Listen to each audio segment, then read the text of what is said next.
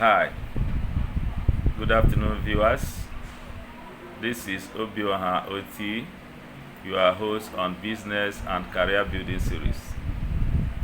Now, the essence of doing this video is to continue from the last one I made on tips that will guide you before you start your business, or if you just started your business, tips that are going to help you to even do better. Now, after I made that video, a whole lot of people called in to air a lot of opinions about the video I made. People chatted me privately and they said a number of things, and I'm so pleased because of all the feedback I got on that video. Now, the aim of this video is to throw more light on what I already did in the previous video. Now, the point I started with was that before you start a business, that you have to think big. You have to think big, and not just that you have to think big, you equally have to think deep about that business. So I equally said that in order to have a business that will last, a business that will stand the test of time, that the business you have to do at least will have some elements that I call 3D, which means difficult, dirty, and the dangerous. Those were the elements of the 3D that I mentioned in the previous video.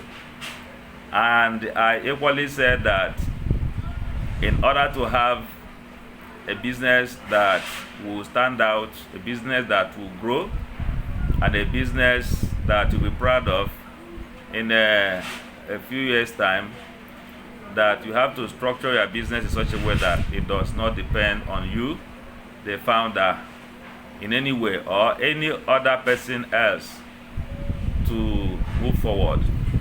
Now, a lot of people called in and started saying that the kind of business I described does not apply to businesses, especially those that are very small. And they gave me a whole lot of instances. Now, let's start from the first instance, a provision shop. By provision shop, I mean a small shop where they sell items like beverages, water, and so on. And let's say the total capital that was used to start such a shop may not be up to 50,000 naira, for instance. Now, all these things I'm talking about, does it apply to a business like that? And my answer is yes. Now, in the previous video, you notice that I said there is really nothing wrong with starting small. There is really nothing wrong with starting small. We don't have to despise the days of small beginning. But the problem is to think small. Remember, there is a difference between starting small and thinking small. Your thinking has to be big, even though you may have started small. Now, if you want to start a provision shop with a capital that is 50,000 naira or below, your imagination does not have to be restricted by the size of your capital. As you are thinking of starting a provision shop, don't just think of starting a provision shop that will just be within that capacity of 50,000 naira for a long time.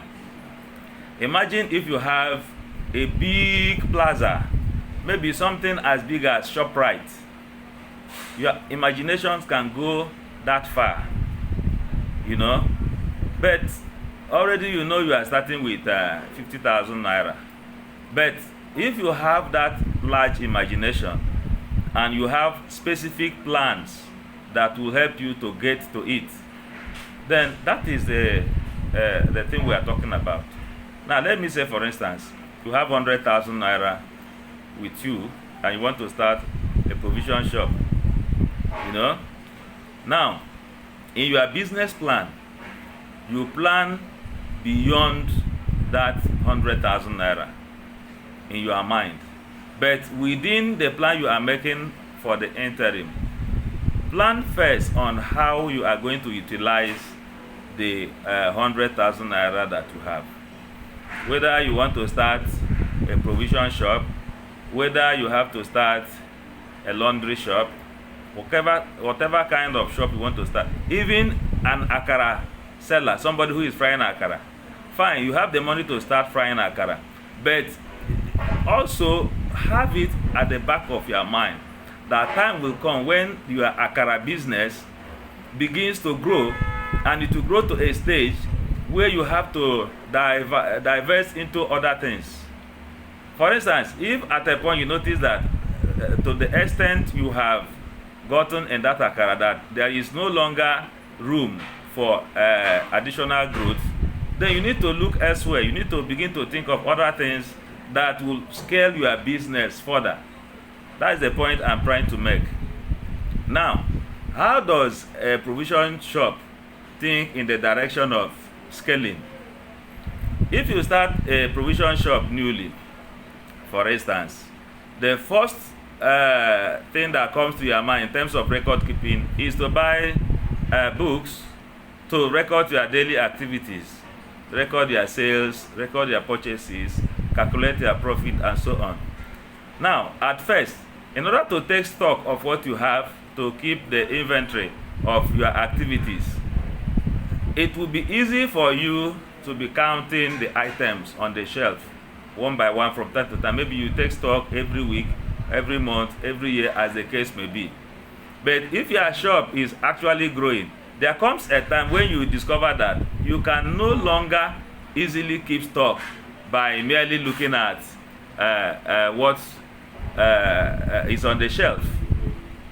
So, you know, at this point, what it means is that you have to do what?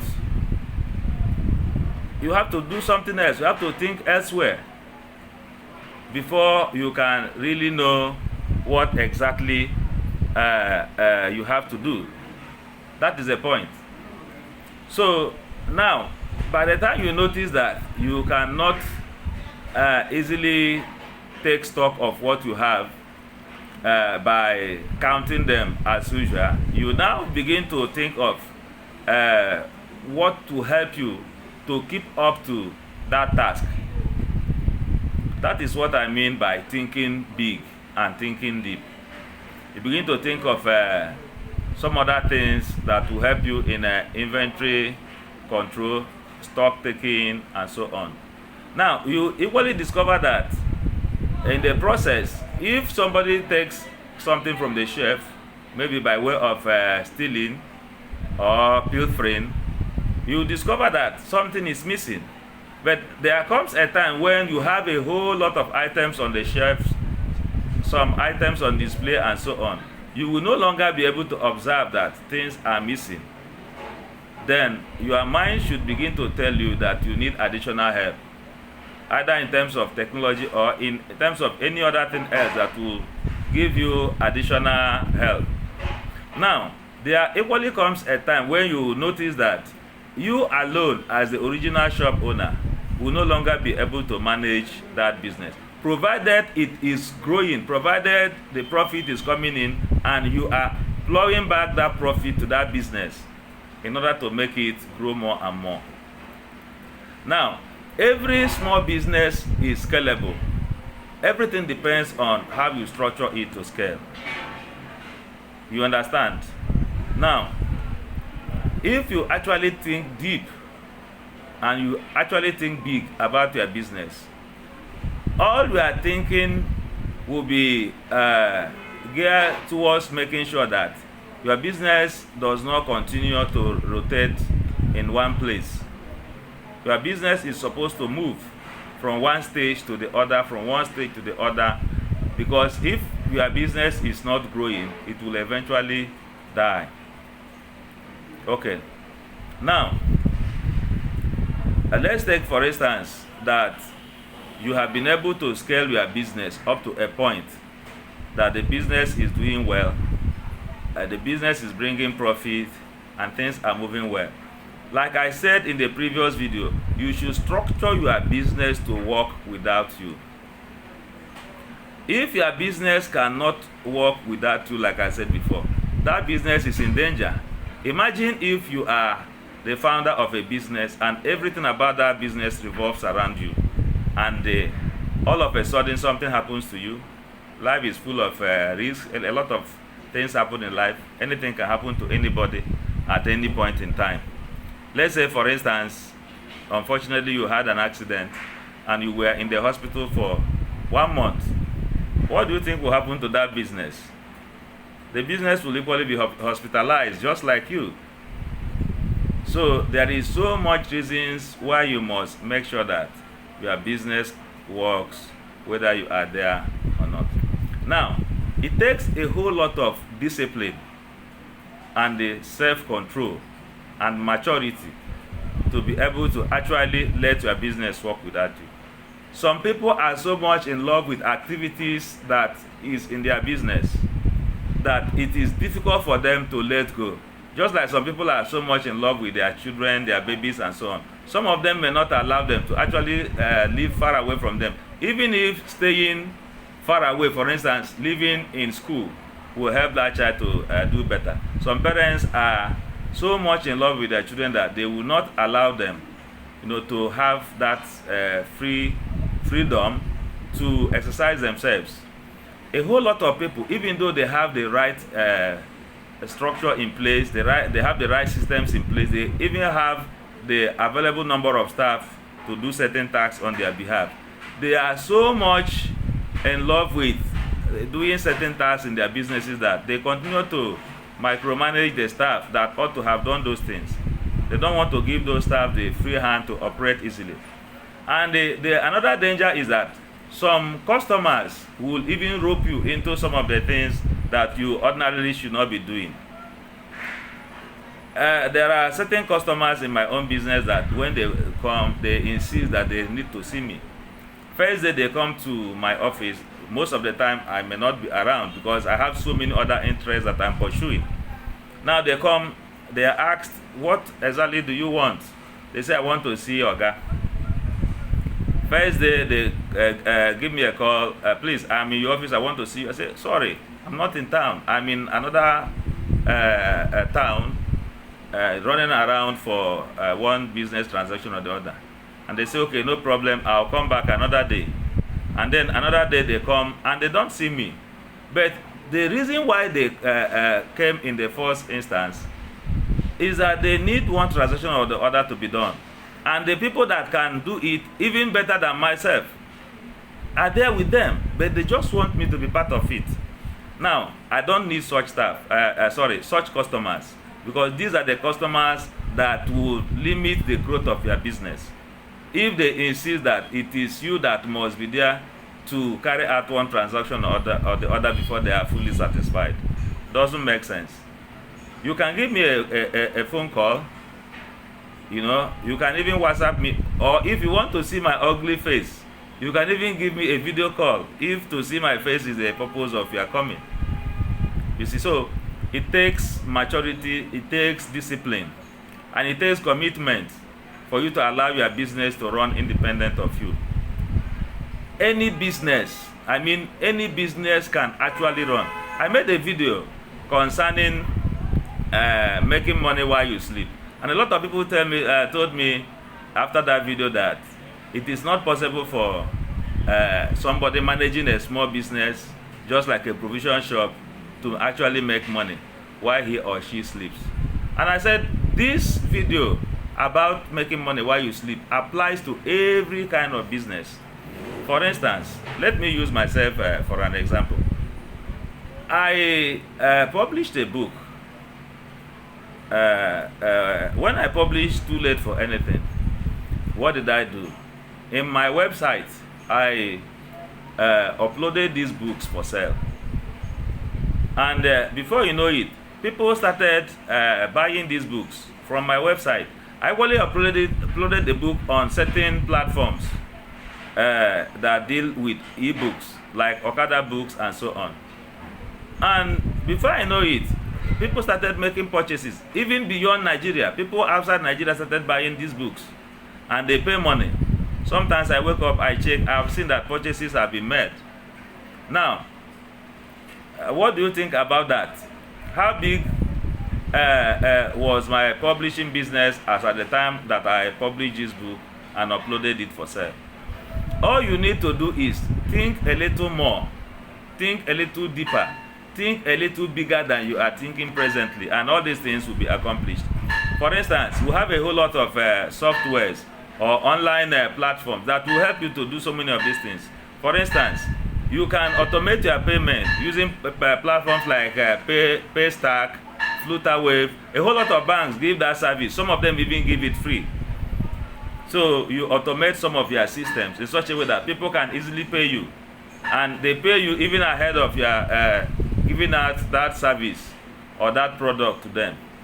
So everything you need is to think a little bigger, to think a little deeper.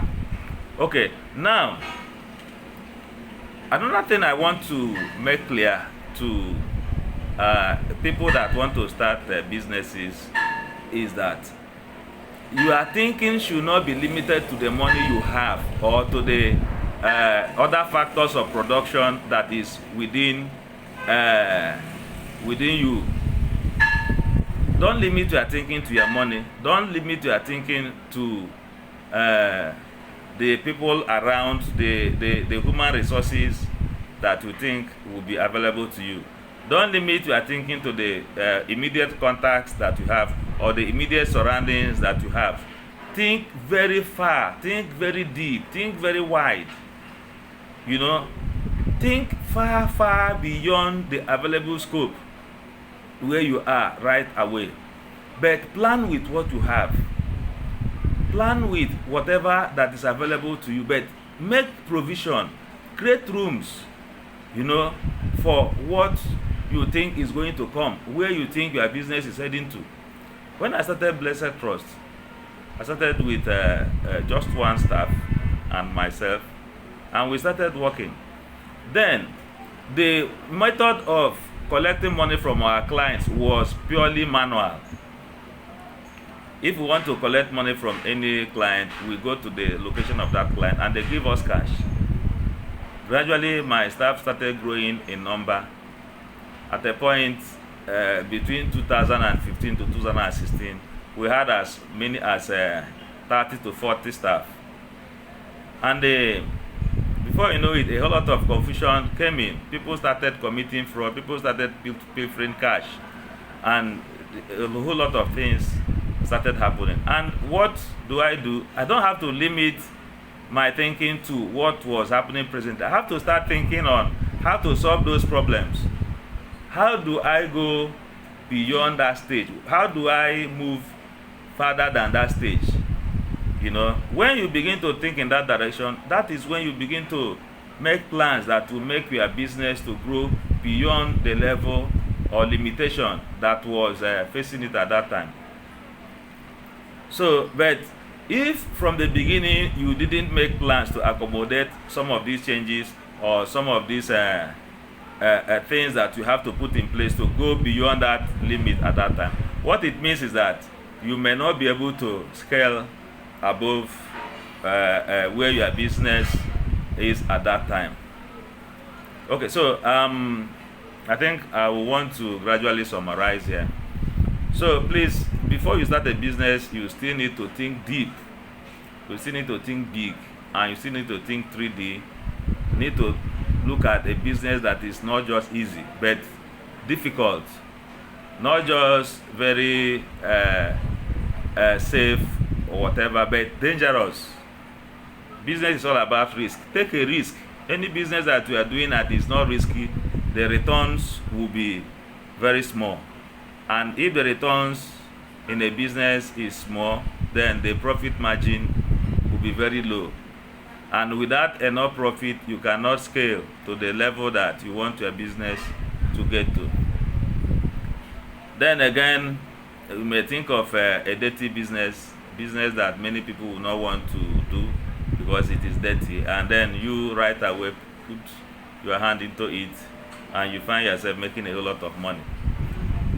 Then also, as you are starting a business, make sure that the business can work without you, whether you are there or not. And it is possible for any kind of business, whether it is very small business, medium business, big, whatever kind of business.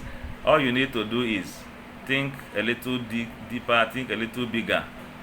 Just be creative in your thinking and you find yourself making these things possible.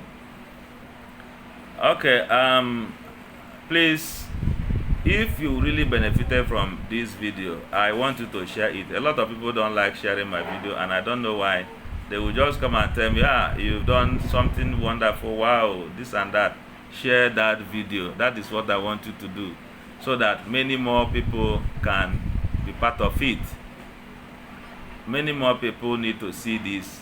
I'm just doing this because this is what I love to do. I'm not here to sell anything to you or here to persuade you to send any money to me. I'm doing this because I want to help a whole lot of business people to at least know the little that I know, and they see how they can position their business to grow up to the extent that my own have grown. I hope to go beyond where I am now. I'm planning towards it, and I equally hope to inspire so many other people to do the same. Okay, please share this video, and if you have any question to ask, you can DM me privately, or you can make a comment and ask your question, and everything will be taken care of. Okay, I think I'll have to stop here. Thank you so much, and have a beautiful week ahead. Bye bye.